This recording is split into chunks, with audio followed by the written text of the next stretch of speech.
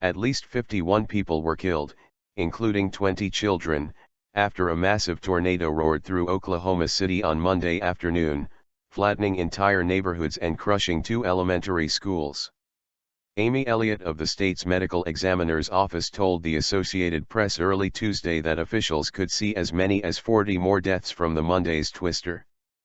President Obama declared a major disaster in Oklahoma late Monday as search and rescue efforts continued throughout the night. More than 120 people were being treated at hospitals, including about 50 children, after the ferocious storm ripped through the suburb of Moore in a Midwest region of the U.S. known as Tornado Alley. Catastrophic damage was reported in Moore, which was flattened by another killer tornado that tracked the same path 14 years ago. All around Moore on Monday night, grim-faced police officers and sheriff's deputies guarded darkened intersections, their boots crunching on the debris littering the ground. Several children were pulled alive from the rubble of Plaza Towers Elementary, but some of their classmates were killed. About a mile away, the walls tumbled down at Briarwood Elementary. Miraculously, no one there died. KFOR-TV reported that 7 of the dead were children from Plaza Towers, where 75 students and staff members were huddled when the tornado struck. U.S. Republic. Tom Cole, who has lived in Moore for more than 50 years, told CNN the school did not have an underground shelter, just interior rooms with no windows. Full coverage, twisters devastate Oklahoma. City suburbs. At INT Gris Southwest Medical Center, 10 of 37 patients were in critical condition, a spokeswoman told the Associated Press. The hospital was treating 5 children, including 2 rescued from the elementary school. The OU Medical Center was treating 20 patients, including 8 children. More than 60 patients were being treated at Norman Regional Medical Center, some in critical condition, spokeswoman Kelly Wells said. One patient was 9-year-old Kylie Hawkins, who was at one of the schools destroyed by the twister, Wells said. She is doing fine, but hospital officials have been unable to locate her parents.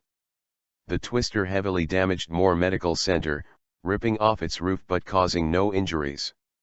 Staff had to relocate 30 patients to nearby Norman and another hospital. A water treatment was knocked offline, and residents and businesses in southeastern Oklahoma City were advised to stop using water. The preliminary rating of the tornado that hit Moore at 3:17 p.m. CT, 4:17 p.m. ET, was put at F4, which means wind speeds from 166 to 200 mph, the National Weather Service said. On May 3, 1999, a record-setting F5 tornado obliterated the city of 55,000 with winds measured at 318 mph, the highest ever on the Earth's surface. The storm killed 36 people, injured hundreds and caused about $1 billion in damages. The National Weather Service in Norman, Oklahoma, said a tornado warning was in effect Monday afternoon for 16 minutes before the twister developed. Video, time-lapse of tornado. Rescuers were going house to house and block to block to try and find any survivors that are out there and trapped, said State Emergency Management spokesman Jerry Loika.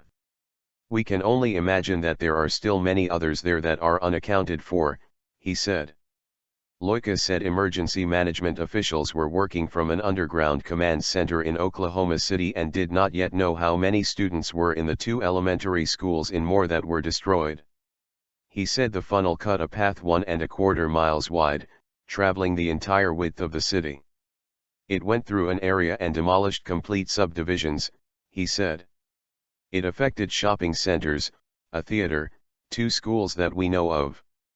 Officials said Monday evening that they would work all night to find survivors. Search and rescue efforts will continue through the night, as long as they need be, Moore Police Chief Jerry Stillings said at a news conference. We've been through this before, City Manager Steve Eddy said, referring to the 1999 tornado and others over the years. Our citizens are resilient. Oklahoma government. Mary Fallon called up 204 Oklahoma National Guard personnel. She also spoke with President Obama, who offered her a direct line to his office and federal aid. She said she had been in touch with the Federal Emergency Management Agency. Fallon had earlier declared emergencies for 16 Oklahoma counties, adding 5 more after the tornado roared through the Oklahoma City area and continued to the northeast. Oklahomans who escaped the destruction counted their blessings and offered to help others less fortunate. Holly Porter and her husband, Tracy, loaded up their truck with water and blankets, hitched up their horse trailer and set out on for what normally is a 40-minute drive to Moore, where their son and daughter-in-law live. Because the tornado sucked away barns and fencing, she said, residents may have nowhere to keep their animals. We have 60 acres and we can take cows and horses, she said.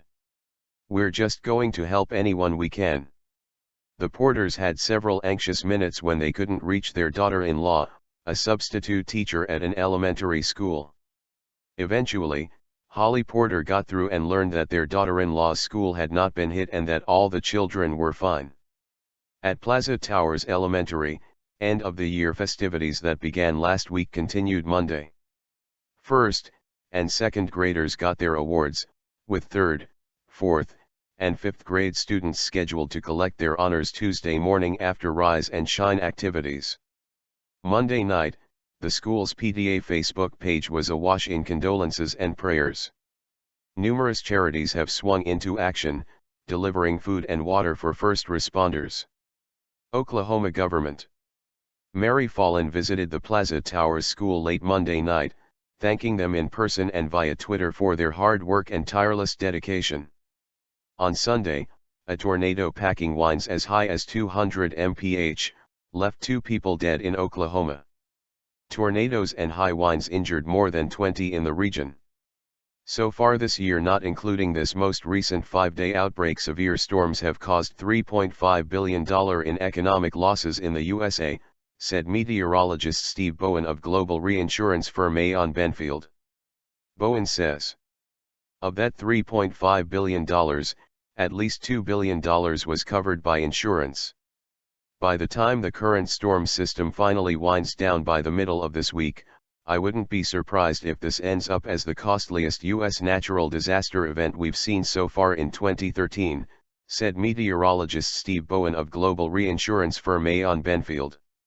Recent full-year severe weather-related insured losses were roughly $27 billion in 2011 and $15 billion in 2012, the 2 costliest years on record, Bowen said.